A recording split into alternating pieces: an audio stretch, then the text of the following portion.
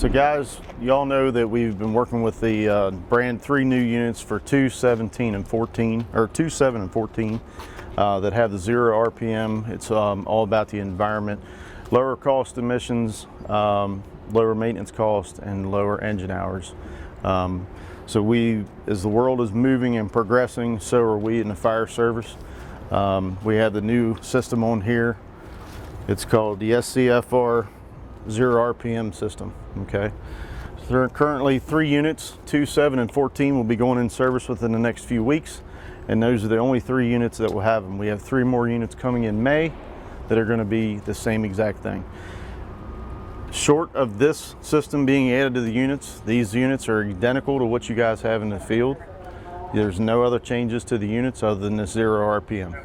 Okay, so with the 0 RPM, so like I said, we have lower emissions for the environment, lower engine hours, which is going to reduce the maintenance cost and the amount of fuel that we use out in the field.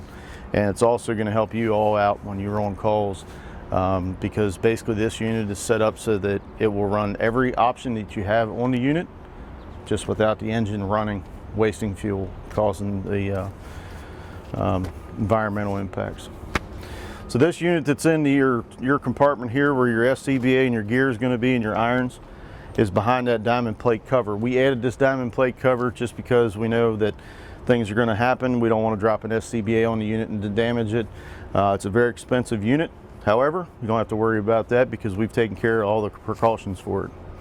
So you have your HVAC unit in here. You don't have to do anything with that. Top compartment up here behind the Horton handle is where the 2 batteries are. They're lithium-ion batteries. The unit itself, that's what's going to be running all your functions in the back, all your scene lighting, all your emergency lighting, all your chargers and everything are going to go through that system when the engine is not running. Okay. Inside of the cab, there's a display right below your IntelliPlex screen that is just for the 0 RPM system. That 0 RPM display in there is not a soft touch screen. Okay, so please don't push on that hard because it will crack. And that's about a $500 replacement item.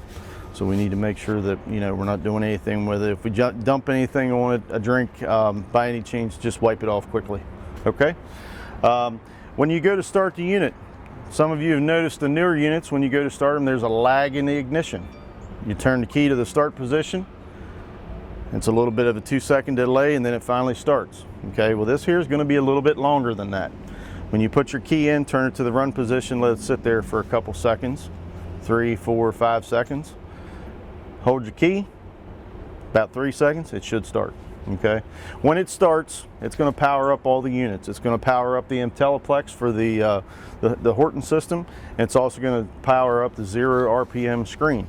Okay, the 0 RPM screen, there's 2 things you're going to see on it. On the left-hand corner, you're going to see if the heat is on. You're going to see there's a flame on there. Okay, if the air conditioner on, you're going to see a snowflake on there. All right, so just remember this: when you go to get out of your unit and you want the AC to stay on, make sure it's on max AC, and you can adjust all of the parameters, your blower, which position you want it to blow out of. Everything can be done with the engine off and the key removed. Okay, the key can also stay in the ignition and stay in the run position.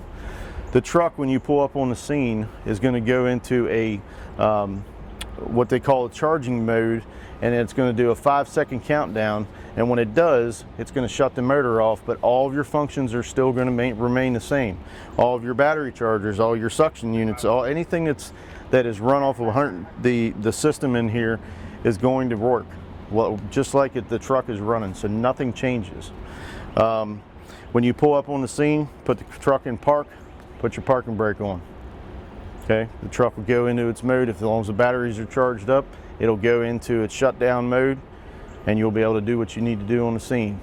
When you are ready to exit the scene, and you know, whether you're going to the hospital or coming to the station, wherever you are, when the driver gets in, all they have to do is put their foot on the brake pedal, and the truck will restart its own. Okay, you have to do nothing else. When if you go into one of the screens and you hold the OK button for 2 seconds, you actually see the screen turn to a digital screen with a bunch of numbers on it. There's 4 columns of numbers on there.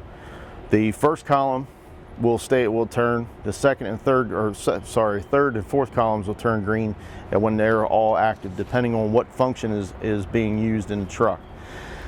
That's the digital screens. Column 2 is the X11. That does not change color because that's an analog screen, analog graph. Okay, so don't worry about that. If you want to try to see a function work on the analog side, you just can't do it because we're all digital now. Okay. These that we were talking about earlier, it's F1, 2, 3, and 4. The only option that you have to worry about on this one here is going to be your F4. From this screen here, you're going to press and hold the OK button. That's going to change the screen. It's going to show you your battery voltage on your truck. It's going to show you your battery voltage and your percentage on the Zero RPM system. So currently it's at 66%. Once it gets back on shore power, it'll charge it all the way up and everything will work as needed be. Again, shore power is the purest power we can actually recharge these with, and it's not actually the truck itself. The Zero RPM system maintains everything, but we definitely want to be on shore power as much as we can. To exit this screen, we're going to hit, to exit the screen, you're going to hit OK again. To go back into that screen, you can hit OK, hit the F4 button, and that will show you your different, you can highlight different screens. Okay. You can go down to the soft touch center pad, and we can see all of our inputs and outputs. When they're green, they're active. When they are not green, they're black and white. If you get in the truck and you go to start the truck and you're in a big hurry because you got a code, whatever, for whatever reason you need to go, like right now, when you start it, if that screen for the Zero RPM doesn't light up, don't worry. In front of the console, down on the bottom, there's 2 switches. It's the black button that you want to push to refire that screen. That's going to light that screen back up. Okay, sometimes it won't power up. Okay, if you get in a hurry with the key start. All right. Again, what we were talking about with the engine off, key on, you're going to have all your climate controls and your lighting. We'll look at the pad on the screen. There's 4 buttons across the top of it. There's 2 on the left and 2 on the right. So they start out at F1, closest to your right leg. F1, 2, 3, and 4. Okay. The F4 button is the one that you want to hold down for 2 seconds so you can do your key off, key out, secure the vehicle. Okay, and it'll maintain itself. Now, while it's running on the scene, it'll shut down, and then it'll refire, and it'll shut down, and it'll refire. That is normal operations for the Zero RPM system to maintain the battery level. Okay, these batteries are charged 100% on shore power. They will only charge to 80% on the truck when you're out on the scene. Okay, so anytime you can get on shore power, that is the best thing to do for these units because that'll maintain 100% charge in the batteries up here. Okay, when they get down to 20% on the scene, the truck's going to start and it's going to recharge the batteries. Okay, once it recharges the batteries to 80%, which is just a matter of minutes, it'll shut itself down again. Okay, so the Zero RPM system runs off the battery system up here on the front of the truck. Okay, this does run independent itself as well. The battery disconnect switch for the Zero RPM is marked here, but it's also right here. It's a yellow shutdown button. It's not a red emergency shutdown like you normally see. This is actually yellow. If you push this down, it'll lock. Okay, the Zero RPM system won't work. Your unit will operate the same way. Okay. I don't recommend you guys doing anything with this button when you're out in the field because if you do, you're going to eliminate the system, and we have a possibility of those lithium-ion batteries going completely dead. Once this is disconnected, nothing charges those batteries up there. If they go below 20%, down to say 18, 15, 16%, those batteries are no longer viable and they will not charge themselves back up. They have to be replaced. It is very, very costly to replace those batteries. And we're talking hundreds of dollars per battery. Okay, so we need to make sure that Nobody's messing with the disconnect switch unless there's a problem. And if there is an issue where you have to hit that, you need to notify either Brian or myself. First your supervisor, and your supervisors need to call us immediately and let us know what's going on, okay? Jump starting this truck. You don't ever jump start these new trucks from the batteries, okay? You have to do it over here on the passenger side, and it's marked with a big green sticker right on the positive terminal, okay? It says connect all leads here. That's only for your positive terminal. Hook your positive terminal here, click your ground terminal to the battery on this side, okay? There is, the way that they pick up their feed for the 0 RPM system is all tied into this battery off of the main post.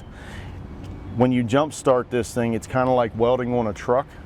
It throws interference to the system, and it can actually burn up their stators that they use in the system, okay? So they put a new system on, new secondary stud on just for jump starting, okay? But you guys are going to be calling us anyways if you have an ambulance that's dead. I understand that.